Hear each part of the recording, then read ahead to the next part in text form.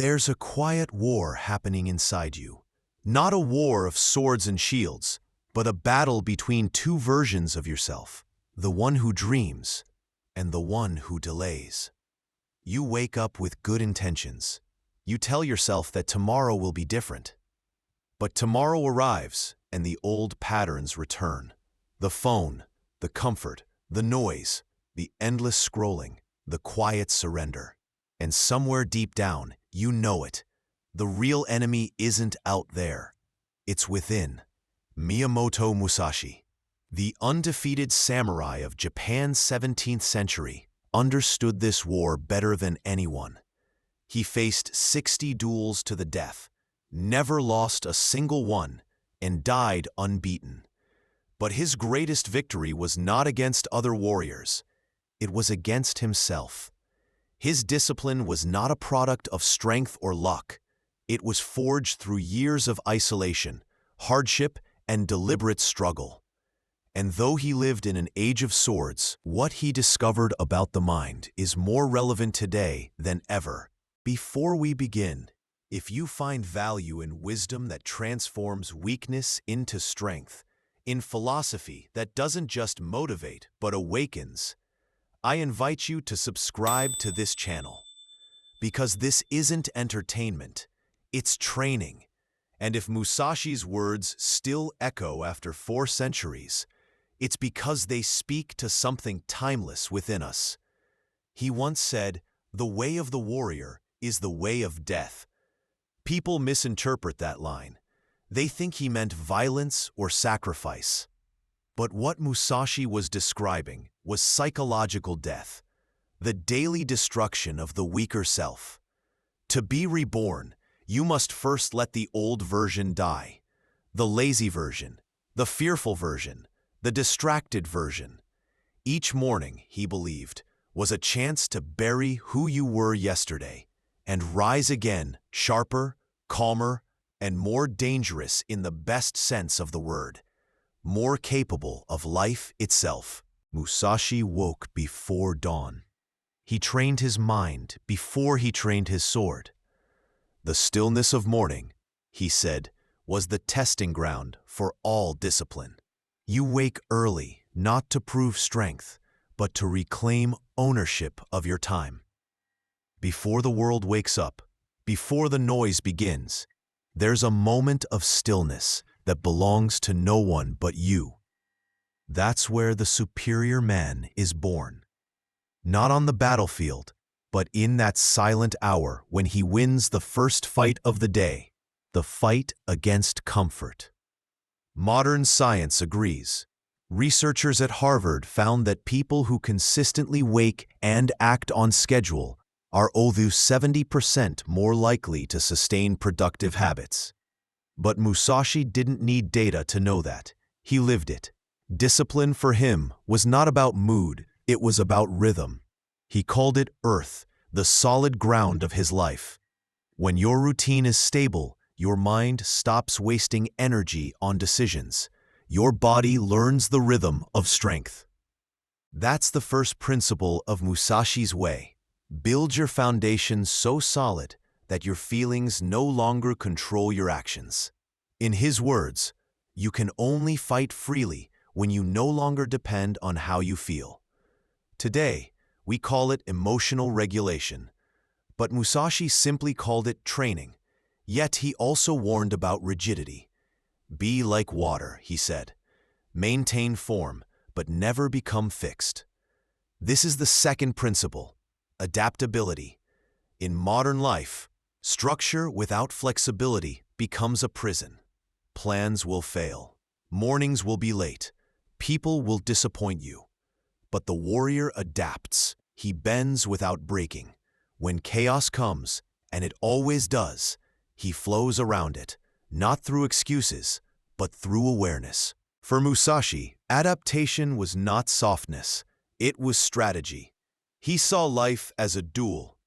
When the opponent changes stance, you don't freeze, you adjust. When life shifts, you shift with it. But never abandon your center. In that way, adaptability becomes an extension of discipline.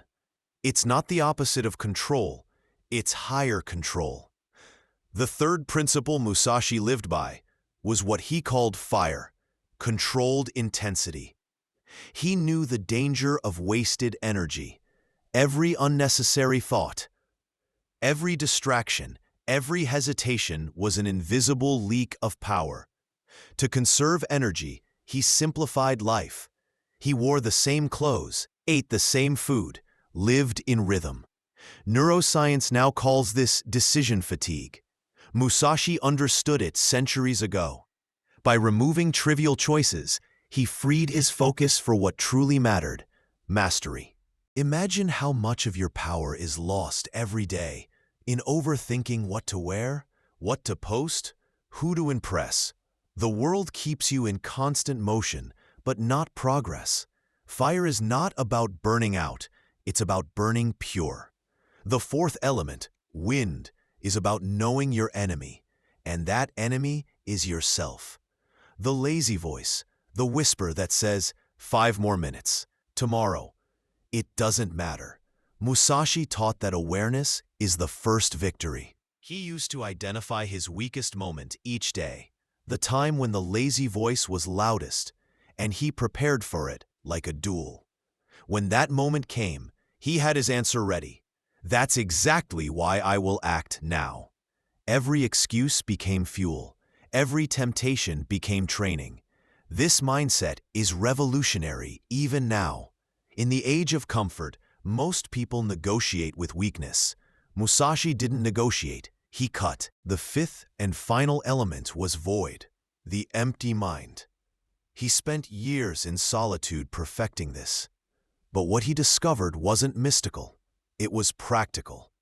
10 minutes of complete stillness each day, he said, can reveal more than hours of analysis. Because silence is a mirror. In stillness, your fears, your excuses, and your true priorities rise to the surface. He called this practice the killing of illusions. When you stop distracting yourself, you face reality, not as you wish it to be, but as it is. And once you see clearly, action becomes simple. That's why modern psychology finds mindfulness so effective for decision-making. Musashi knew it long before science existed. There's something powerful about this, how the hardest part of life is not knowing what to do, but doing what you already know you must. We all know we should work harder, focus more, eat better, stop scrolling, start building. Yet we hesitate, we analyze, we delay, because the war is not about information, it's about execution. And that's where Musashi's genius still applies. He said, "To know and not act is not to know. Knowledge without action is illusion." How many people today read self-help, watch motivational videos, and still remain the same? Because transformation doesn't happen through consumption. It happens through repetition.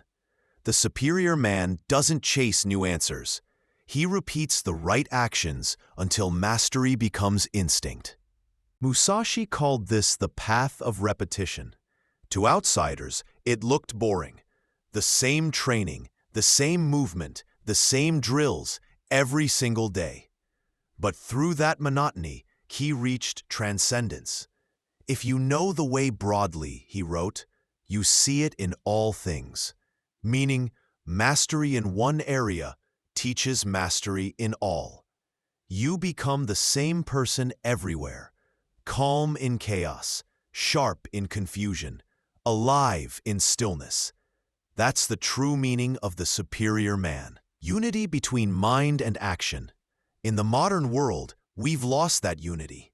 We live divided, scrolling while eating, thinking while walking, dreaming while working. Our energy is scattered across 100 directions, and then we wonder why we feel empty. But Musashi's way was the opposite. One mind, one move, one focus. Every swing of his sword was life itself. You don't need a katana to live like that. You need presence. You need to treat every action as practice for greatness. When you cook, cook fully. When you work, work fully. When you rest, rest fully. That's the modern translation of Bushido. Not a warrior's code for battle, but a human code for clarity. He believed that true strength begins when you no longer seek motivation. Motivation, he said, is like the wind. It changes. Discipline is the mountain. It stands. That's why Musashi trained through rain, illness, and exhaustion. Because he knew that the more excuses you conquer, the fewer remain. But the modern world is built on comfort. Everything is designed to make effort optional. You can order food, avoid walking, mute discomfort instantly with a screen. And slowly, without noticing, comfort becomes a cage. Your body softens, your mind dulls, your purpose fades. Musashi would call this the slow death of the warrior. The moment you stop fighting your own comfort, you stop growing. He once wrote, "If you wish to control others, you must first control yourself." In today's terms, if you want to lead, to inspire, to achieve, it starts with discipline. Not external power, but internal order. Discipline is not glamorous. It doesn't shout. It doesn't post. It doesn't need validation. It's quiet, almost invisible. But it's what separates men who drift from men who build. Musashi lived in a world without applause, without followers, without shortcuts. The only proof of progress was mastery itself. And that's what modern men have forgotten. We chase visibility instead of depth. We confuse attention with achievement. But Musashi would say, "The one who seeks to be seen will never see clearly." You see, in an age where everything is external, the true rebellion is internal. To be still in a world addicted to motion, to commit in a world built on convenience, to keep promises to yourself in a world that constantly tells you it's fine to quit. That's the essence of the superior man. Not arrogance, not perfection, but integrity. Musashi's students used to ask him, "Master, how do you know if you're on the right path?" And his answer was simple. If your path feels easy, you are on the wrong one. That truth echoes today. Growth feels hard because it's supposed to. The mind resists change the same way muscles resist tension. But tension is how strength is born. The difference between the man who grows and the man who remains stagnant is not talent. It's tolerance. The tolerance for discomfort, uncertainty, and repetition. That's the reason Musashi created what he called the 7 days of steel. 7 days of deliberate hardship every month, not to suffer, but to remind himself that he was in control. He would fast, sleep on the floor, train in the rain, walk barefoot on cold earth. It wasn't about pain. It was about proof. Proof that his comfort didn't own him. Now, imagine what would happen if you applied that to your modern life. 7 days where you stop running from effort. No instant dopamine, no endless scrolling, no sugar, no excuses. Just you and your will. Because that's the real test. Not how you perform when conditions are perfect, but how you act when you're tired, uninspired, and no one's watching.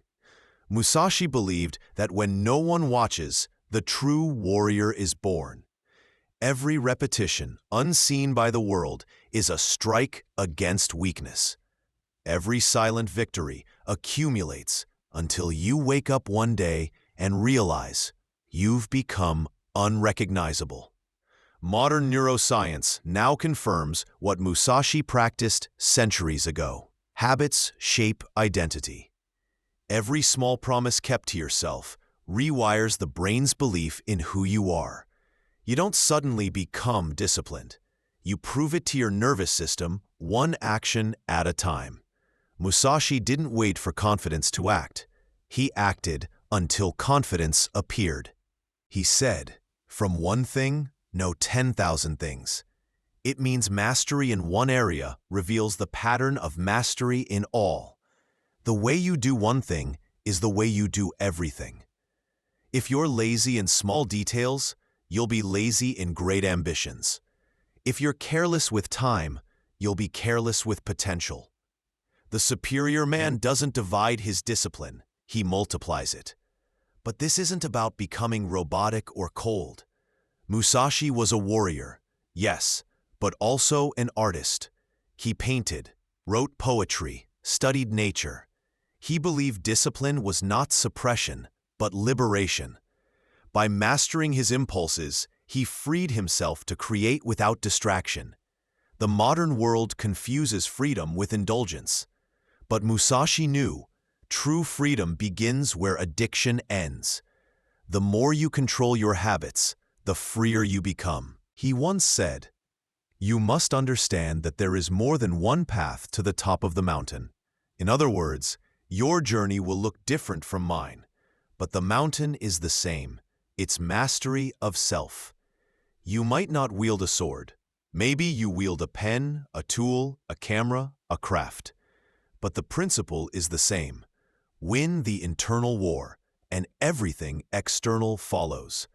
There's a moment in everyone's life when you feel it, that quiet voice whispering you could be more.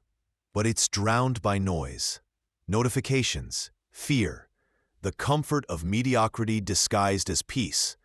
And you keep waiting for the perfect moment, the perfect plan, the perfect feeling. Musashi would laugh at that. He believed that hesitation is death, not physical death, but death of potential. The longer you wait, the smaller your... He had a saying that he taught to his students before every duel. The body follows the mind, but the mind must move first. Meaning, don't wait to feel ready. Act, and readiness will follow. Modern psychology calls it the confidence loop. Action builds belief, not the other way around. That's why Musashi didn't plan for years before writing the Book of Five Rings.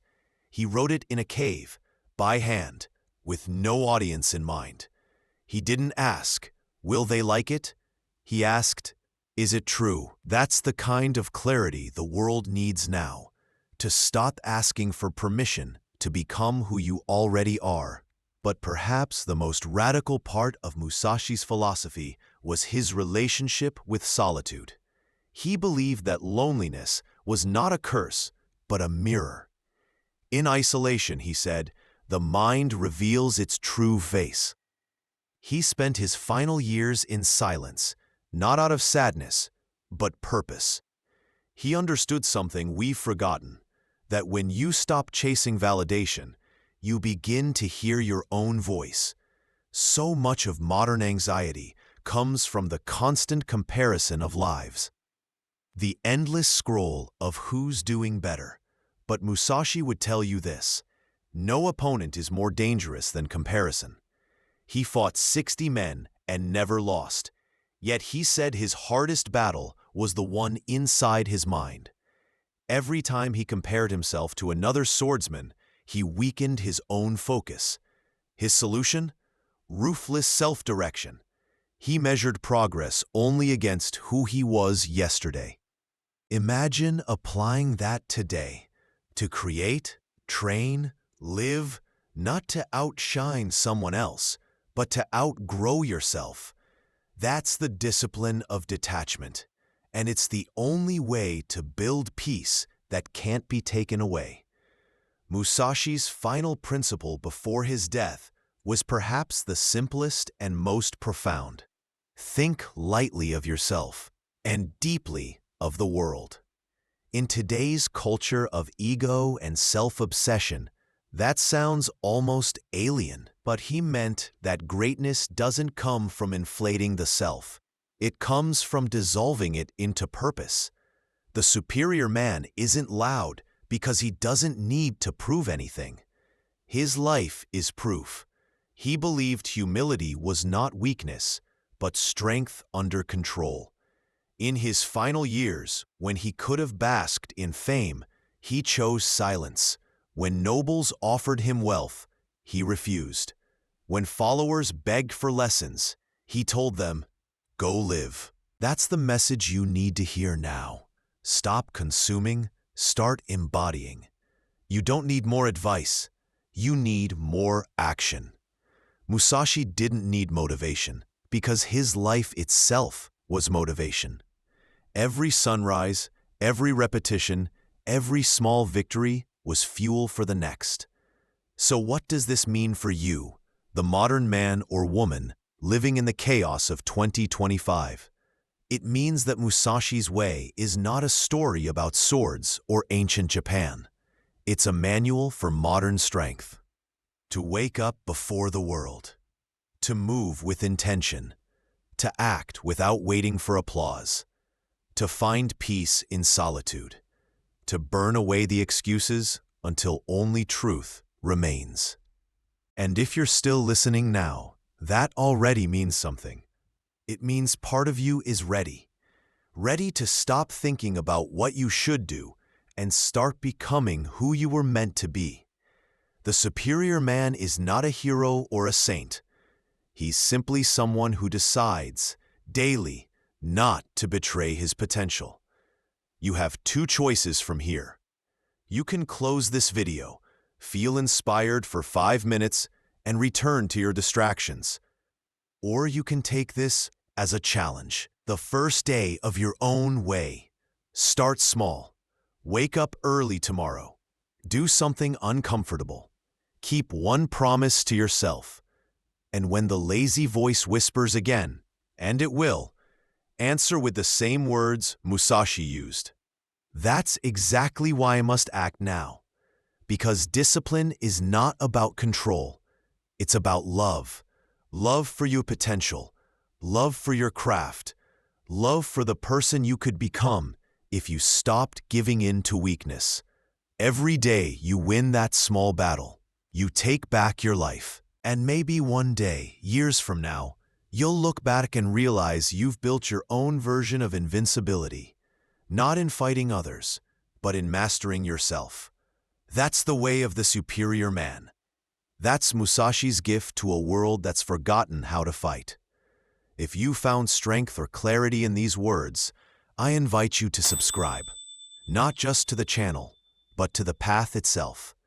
Each story here is another lesson in the art of self-mastery. Another weapon in your arsenal against mediocrity.